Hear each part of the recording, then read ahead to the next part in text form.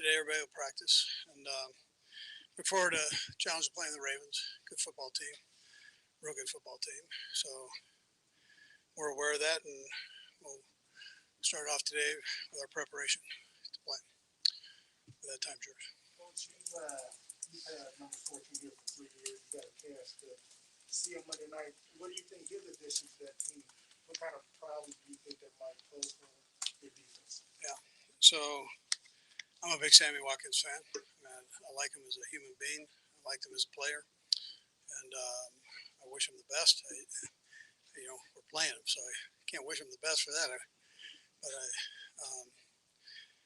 But for the rest of the season, I wish him the best on that. Heck of a kid, man. Coach, I'm sorry, I have to ask this question, but there's a report yesterday from ESPN's Adam Schefter that ranked Eric Bieniemy to USC.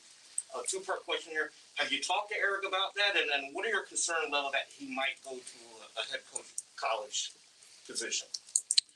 Yeah, listen, I haven't really talked to him in depth about that.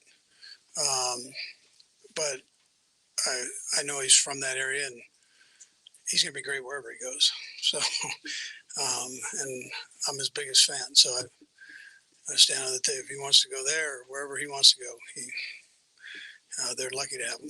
How big of a loss would that be for the team and the NFL if he gets passed over? Yeah, listen, you guys know how I feel on that. I think the world of him, and I think he's a heck of a football coach and a great man. So. Talk a little bit about Sammy Watkins, obviously there, but Orlando Brown Jr. is going to have his first game going back against the Ravens. Mm-hmm. Is there something extra that comes whenever a player is having their first game back against an old team, especially when it's such a quick turnaround? They know most of the guys on that roster. Yeah, they've got Justin Houston too, so there's a little bit of that going on in this game of knowing people. So. In organizations, but I'm sure he'll be excited. I think when it really comes down to it, though, he's going to focus on his performance and what he needs to do to perform well. So he's a pretty mature guy that way. So. Well, the last couple of years, this has been somewhat of a big rivalry between the two teams, but you all gotten the better of them. The last 3 times, I believe that Patrick has been a starting quarterback. What's so special about this matchup against Lamar Jackson and the type of Ravens defense that you face? Yeah, well, they're well coached and they've got good players, and so it's always a knockdown, drag out fight there, and they're tough. That's the way they practice. That's the way they go about their business, and so we've got to make sure we prepare ourselves right for it. It's every play is an honest down when you play them. What's the difference between the Browns running attack and the Ravens running attack, especially obviously that involves Lamar as well? Yeah, well, both of them they know how to run the football, and you saw that even with the injuries that are taking place. They ran the ball well. So I think their offense coordinator's got who I have a tremendous respect for. He's got a great feel for the run game. Lamar obviously is a huge threat. He can throw it and he can run it, and he's smart. So, all those things go in, and he likes to play the game. So, you got to prepare yourself the right way there. And do you have any thoughts on Dave Cullen getting a win in his first time out, particularly after what they've had to go through down there? Oh, no. I think it's great. Dave, again, is a great human being. I think he's good for that organization, in particular where they, what people perceive for where they sit now. And he has them believing. And Tyrod is I think he's a very good quarterback. I was lucky enough to have him in a Pro Bowl, so got to work with him a little bit, and now he has an opportunity to play, and it looked like he took advantage of that opportunity very well. He'll be back to practice today. Stemming from last week's tape review, what did you maybe miss that you didn't have with Matthew, and you're fortunate to get back this week? Yeah, so he's a great player, and not taking anything away from the other guys. They did a nice job back there, but you're obviously going to miss somebody like that. So, and he's one of your primary signal callers back there. So, it'd be good to get him back in that role and keep the communication up. Everybody's got to play. Those guys, it was great experience for 22. One had a nice day. I was proud of him for how he handled his business. He's still going to play, so I mean he's going to have an opportunity. He's in the different groupings that Spags got. So, but it would be great to get Tyron back in there. Couple more guys. When you talked about Justin Houston, but they have some other guys on that defense not involved. Calais Campbell, Patrick Queen, those guys. When you watched them play the Raiders, what stood out to you the most? Fast. They're fast. They get to the ball. Justin's actually, playing very well for him. I don't want to slight that. I'm a fan of his too. So I mean, he's a good football player, and he knows this offense. And but those other guys, they play hard and aggressive, and you got to be accurate with what you do. All right. Okay. Thanks. All right. Good. Yeah, thanks.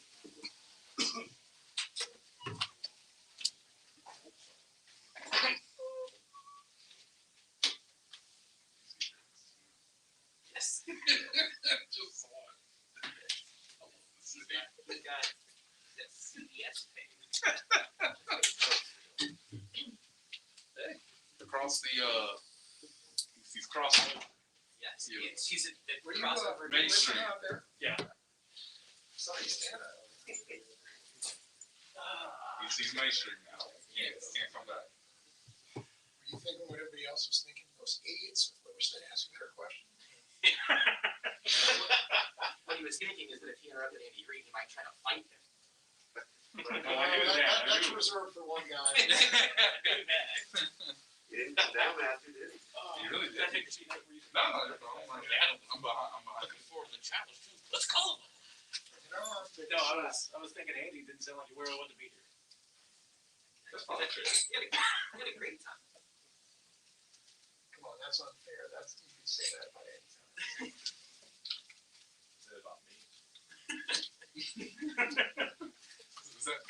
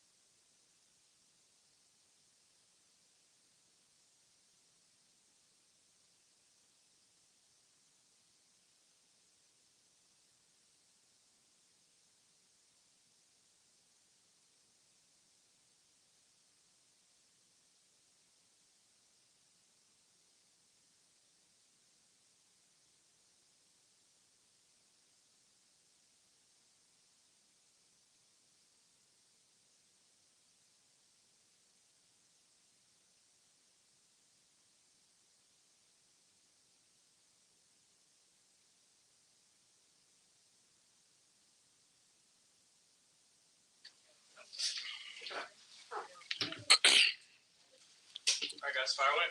Patrick, you played with Sammy for 3 years, and you got a chance to see him Monday night. What's he look like to you healthy, and then what do you think, he brings to that offense that can pose problems to, our team? Yeah, when he's healthy, man, he can roll. I mean, he's a guy that he comes to work every single day. He puts in the work. He's obviously a bigger body. He can make a lot of catches, but he has the speed to break it away at any time. I think you saw that in their game on Monday night, and obviously when he was here with us. And so I'm happy for him that he's in a good spot, and I know it'll be a great challenge for our defense to have to battle against him. What is it about this rivalry, you would say, even though you've had the better of Lamar Jackson, that fans get so pumped up seeing the Ravens and the Chiefs on their schedule? Yeah, I think it's just when two good football teams play against each other, there's always going to be a lot of hype and a lot of build-up to the game.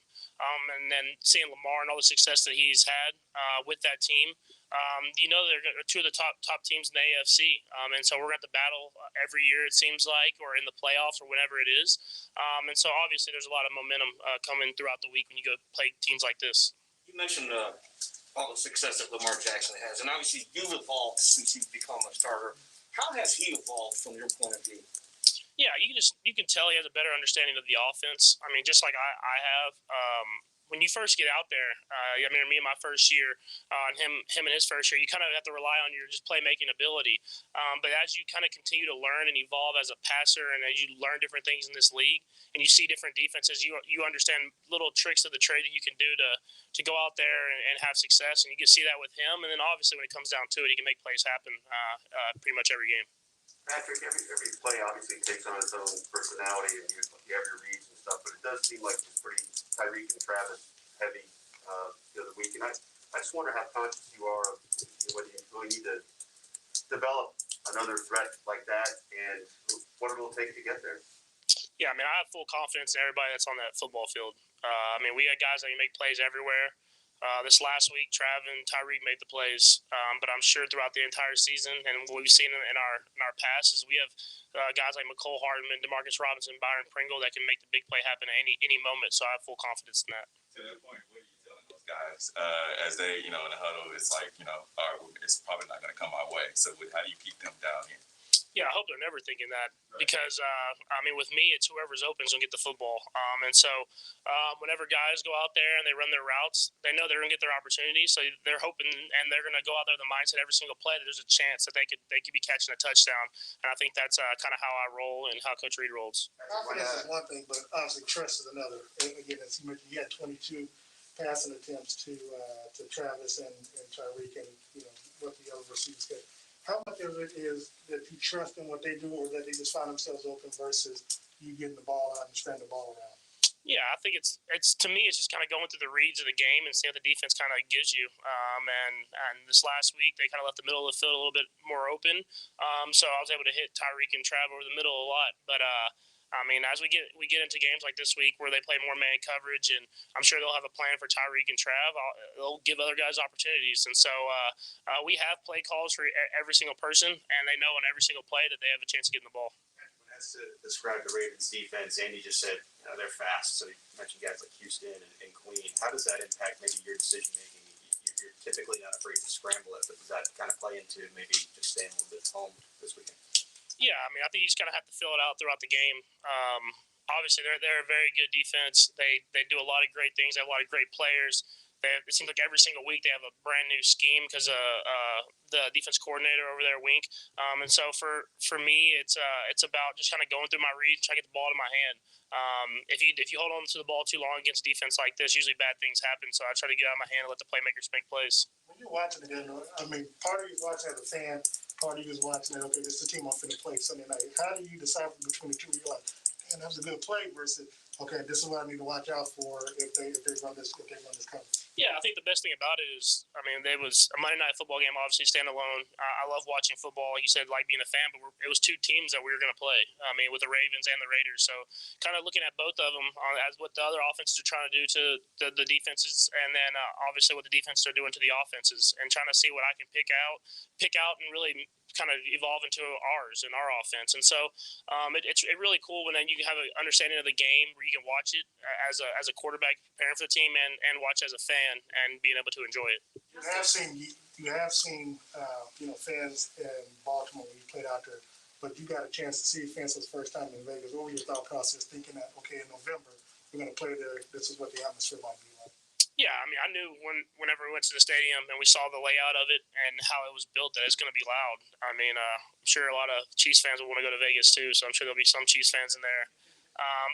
Yeah, I mean, it's a great stadium. They have a great fan base. Every time you play, we used to play in Oakland. It used to be super loud, so I know it's going to be loud every time we play the Raiders. Justin Houston's on the other side of the football, but when you guys were teammates, I mean, what do you remember about him? I know your locker wasn't too far apart. Anything that he told you or did for you earlier in your career you remember? Yeah, I mean, I think he was one of the first people to kind of come up to me as a veteran on the team and kind of be like, hey, you're doing it the right way. He said, just keep going, just keep the hard work, and it'll pay off for you in the end. And I remember that made an impact on me. I think it was in training camp my first year here. And so, I mean, he's a great player. He's a great leader. Obviously, extremely intelligent football player, and very talented. So it'll be a challenge for us for sure. Does the preparation change at all when you know a defense likes to blitz as much as Baltimore does, and that's what you've experienced so much playing them these last 3 years? Yeah, I mean, you have to prepare for it for sure. You have to have answers for pretty much every single play versus every type of blitz. I think for me, I had a learning moment in my first year when I started when we played the Patriots. They brought a lot of different blitzes at me, and I wasn't prepared. So I try to prepare for that every week, just in case the team comes out and they're blitzing more than usual. So obviously, when you play the Ravens, you got to have that preparation, knowing that they like to blitz and they like to bring extra people. Throughout camp in the preseason, you talked a lot about learning to communicate with a whole new offensive line, especially the tackles. After going back and looking at the film from Sunday, how do you feel like that went for the first time out with you communicating with the tackles, and then what can you improve on this week, the rest of the season? Yeah, I mean, kind of the first part of your question, the communication I thought was really, we did really well, especially, I mean, it were at home, but it was still loud. And so guys got in and out of the huddle. We were able to get the plays, make the checks at the line of scrimmage, and do what we needed to do. And then with with the things we can improve on, I got to work on just the depth of my drop. I mean, that's something I've always had to work on, just not fading back too much, because those guys up front were being firm and they were washing around. So if I can get better at that, I'm sure it'll help everybody. Patrick, what did you think of Travis Kelce's analysis on the Monday Night Football broadcast? It's kind of like the same thing I said about Tyreek. It'd be like that sometimes. Patrick, as part of the ownership group, I'm sure you have some thoughts about downtown stadium. You're pushing Mr. Sherman in that direction. Any thoughts about it? Yeah, I know it's still very early. It's definitely exciting. I mean, you go to different places and see stadiums downtown, and you can kind of walk right into it. And Kansas City has such a great downtown. You would be able to do so much, but I think they're just kind of looking at all options and trying to prepare to do whatever they can to make it as exciting as they can for the Royals fan base. How do you like that Kansas City and the Chiefs are must-see football now? You all drew the highest ratings on CBS for an opening doubleheader since, I think, 1995 or something to that effect. I mean, how do you like it that you got 6 late afternoon or night games, Monday night game, primetime games that fans can be able to just focus just on the Chiefs and see just how great you all may be? Yeah, it's really cool because when you grow up, you watch these games. You get to watch those afternoon games, those Sunday night games, Monday night games, and now to be a part of them, it's special. And so it also prepares us for the big games in the playoffs. So, I mean, you just kind of take each and every week and prepare yourself to be out there and to do your best. Last one, bye. Patrick, also you came home from the game on Sunday, first time as a father. What was it like being greeted after the win and having a game that counted? Yeah, it was cool. I made it home just in time before bedtime, so choosing her bedtime routine. So I got to just kind of go in and give her a little kiss goodnight. So, I mean, it was definitely cool to get to come home and see her. She didn't come to the game, did she? She did. She had the headphones on. I think it ruined one of her naps Brittany wasn't too happy about. So Brittany said that when I was shushing the crowd one time, it was me telling them everybody be quiet for a nap. So it was cool. Do you like football better than baseball? I don't know yet. We'll see. I mean, I think her mom's got her strong on the soccer right now, so we're gonna try to work her way where she becomes a big football fan. Okay. Thanks, Patrick.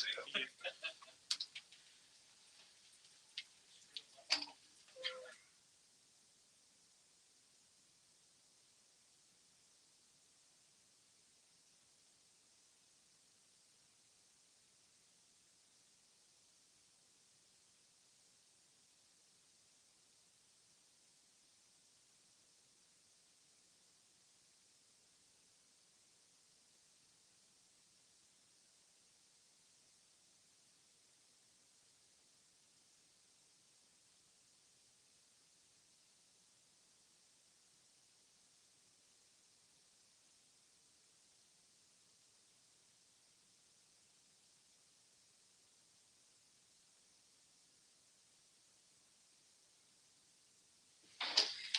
Fire away. Nick, what were your thoughts on your first game? You had a chance to play in front of a full capacity crowd at Arrowhead Stadium. What was that experience like for you? Yeah, Arrowhead is, like I said, people told me before I came up here about how electric it is, and it topped everything I expected going into it. So it's a fantastic environment to go out there and compete. And I kind of feel like I started off a little slow in terms of the game, but kind of got more comfortable, so I didn't get in the flow of things, and then plays started coming to me as I was going through my keys and stuff that we discussed during the week. So I'm just looking forward to building on that. A lot of times rookies will say in their first game they almost have to prove it to themselves that they can, play at that level. What did that of Nick Chubb feel like, where it seemed like he might be able to kind of cut up and score a touchdown? You were able to stop that play. Yeah, I kind of feel the same way when it comes to that. Just trying to prove myself that I can play in this level. And so I just boosted confidence, kind of gave me confidence going on throughout that game. Early in the series, I had a tackle. Baker Mayfield kind of loosened up the pads. And after that, just playing fast and just trusting myself. Speaking of playing fast, we hear that a lot from rookies as well. You know, just the speed of the game. How was it for you? And really, did the preseason games help you in that regard? Yeah, it was a blessing to have the preseason, OTAs, training camp, all that heading into not going to help the game slow down for me a little bit. So when I was out there, it wasn't necessarily to gain speed. That was tough, more so the mental aspect of it, just trying to make sure you're sharp in tune, communicating, all those intangible things you do at the linebacker position. So that's kind of the biggest transition for me. Just feel like I did a pretty good job with it, and I'm looking to build on it next week. Where do you feel like Kitchens helped you the most during the game, given all the sort of lessons he's trying to give you throughout off-season and training camp? Just constant communication. Being a rookie, a linebacker, just reassuring. I don't know what you're thinking in your head before the snap. He's just giving you that confirmation that, okay, yeah, that's right. So that's kind of the biggest thing he gave me during that 60 minutes of game. And just as you go into the week, it kind of gives me tips and keys of how to study film and stuff like that, what to look for. And so he's been a blessing for me, everybody else in the locker room as well. So I was looking forward to building on it. As you talk about the film, were you able to go back and watch your performance, and what kind of grade would you give yourself? I'll give myself a B minus. I kind of feel like there were some plays out there I could have made, overthinking. Kind of was a little soft sometimes on certain plays, so I'll give myself a B minus. Who did the first phone calls go to after the game? Actually, my mom and them was at the game, but I went ahead and gave them a call too as well after the game. Just talked to them. It was kind of a special moment for us. So yeah, my mom and my dad for sure got the first call. Did you hear from a lot of your former teammates and coaches at Mizzou? Any messages that stand out? Yeah, I got to mess with everybody. All those guys supported me when I got drafted. From Martez, Chad, Trajan Jeffco, Coach Drink, Coach DJ Smith as well, my linebacker coach. So all those guys have sent me encouraging messages throughout training camp up to this point, and I'm grateful for that. Nick, I asked a couple guys after the game about this, but from your perspective, what went right in the fourth quarter for you guys to get 3 consecutive stops to end the game? We kind of just stayed ahead of the sticks in our end. Gave them second and long, third and long. I kind of feel like that kind of helped us get the key third down stops in the fourth quarter, force punch, and then ultimately getting a turnover at the end. I kind of feel like every one of those little bitty plays throughout there kind of helped us get stops, and then ultimately get an interception in the game. You played 45 total defensive snaps. I think only Anthony Hitchens played more than you out of the linebacker core, including a lot in nickel. What did you do, or what helped you prepare yourself to play a lot in the nickel package, even from training camp or even some of the preseason games? Yeah, during training camp, we first started with the vets. That kind of helped me out along the way, especially when they were down, dinged up a little bit during training camp. That kept pushing me to be more advanced in my mental aspect of the game. And so I kind of learned both positions, and so kind of knowing that this dude's doing this, so I know I have to do this type of deal. And also, I just trying to be open and learning. Throughout training camp, I just want to open and learn. I came in with the mindset that I wanted to improve mentally, and so I did that every single day. It kind of helped me be right now where I am right now. Can you speak to the Lamar Jackson challenge? Mm-hmm. What do you have to do? What's the discipline needed to help contain Lamar Jackson? Yeah, gap integrity is kind of the biggest thing I saw on film. He's an electric athlete, electric offense. He can do a whole bunch of different things with his hands in the ball. So just kind of be executing the game plan, doing our job, doing our 111th, making sure we're not trying to do too much, that type of stuff. Given that you're filling in for Willie Gay, I'm just wondering, did he say anything to you after your first game, and just how much of playing for him is a part of your sort of role right now? Yeah, so Willie, I knew Willie before here. I hope y'all know that. But as soon as he found he was dinged up, he sent me a message, encouraging message, told me to just trust myself. I've been doing this for a long time. So just doing it for Willie. I know he's going to come back strong for us. So while I'm filling in for him, I just want to execute. He's helped me out throughout the week as well, giving me a call after the game, giving congratulations, stuff like that. So definitely a big brother. I'm looking forward to keep playing for him. And then when he gets back with us, I'm excited for what we got going forward. Watching the game the other night, I'm sure you watched a little bit of Ravens Raiders. How's it different, now watching it as an NFL player, knowing you're scouting future opponents versus, watching as a fan? Yeah, I actually joked around with my dad on that one. Just a different perspective of the game. That kind of got. I was watching it, trying to looking at it as a what can I do to kind of stop it, rather than just watching for enjoyment. So it's a little different, but again, it's a blessing to be here. Okay, thanks, Nick. Thank you. All right, guys, we got Orlando.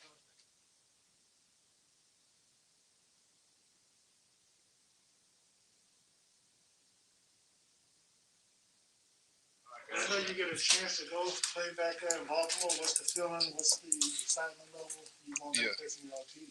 Super excited, man. Obviously, just period. With it being, me playing in the NFL, but obviously with the circumstances being what it was, what it is, me growing up there and growing up around that franchise, man, I'm super excited to get out there and get back home. You gave up 5 pressures Sunday's game, the most of your career thus far. How would you grade your performance? What do the atmosphere? Just give us your first thoughts on your first game as a Chief in the game that next Sunday. Yeah, flat out, man. I got to play better. I'm here to, dominate. No matter who I'm going against or whatever the circumstance is. I got to play better, and I will. Throughout training camp and the preseason, there's a lot of talk about you and Patrick learning how to work together. And I just got to ask him a little bit. He said he felt like the communication was pretty good, but he wants to work on his depth of his drop still. And obviously, it's one full game with you guys together. How did you feel that went, specifically with you and Pat working together for one game? And then what do you want to be working on in that relationship for the next several weeks? Yeah, there's a ton personally for me as an individual to continue to work on fundamentally. But me and Pat are always going to communicate, make sure that me and him are on the same page. Me and the offensive line are always on the same page, and just making sure he's as comfortable as possible in the heat of the moment. As a quarterback, it can be tough, when you've got people in your face or you're having to throw off different spots and all those different things. Obviously, he's more than capable of that, but that's why I'm here. That's why some of us are here. These new guys are here, man. So he's a lot more comfortable with throwing off of just one spot specifically. And we're working on a ton of different things, working and figuring things out. But like I said, man, I just got to play better, flat out. I'm sorry. Is it more comforting to actually have a full game to work from now versus all the scenarios, obviously trying to work guys in through training camp? Just can you sort of explain how it's different now, knowing that you have some data to pull from? Yeah, man, it just gives you a lot more comfortability as far as studying film, studying yourself, learning what you can do differently, and how to attack certain blocks. When you've got a full game, you kind of figure out the rhythm of a game. And as an offensive line, one of the more important parts of the position is really just understanding the flow of a game. How your offensive coordinator is going to call the game, what your quarterback's seeing, what your running back's seeing, what your guard's feeling. And being able to play a full game gives you that comfortability of being able to watch film and understand how the flow of a game is going to go. What Joe saw and felt on a certain play, what Patrick was able to feel when I had a flaw in my game or whatever. You know what I mean? You talked about going back to Baltimore, and of course they know you, they know your strengths, your weaknesses, and you know theirs. What kind of benefit is that? Challenges that pose for you? I definitely think it's a challenge, man.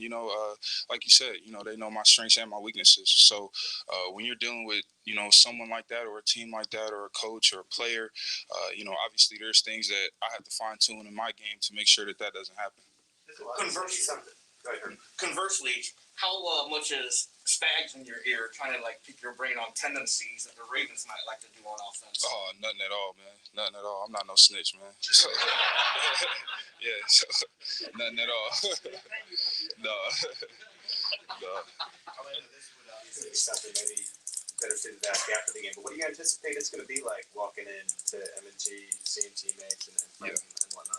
Oh man, I mean, obviously with that stadium, it holds a special place in my heart because where I first found my love for the game, and watching my dad play and watching the, original Ravens and all those guys play, man.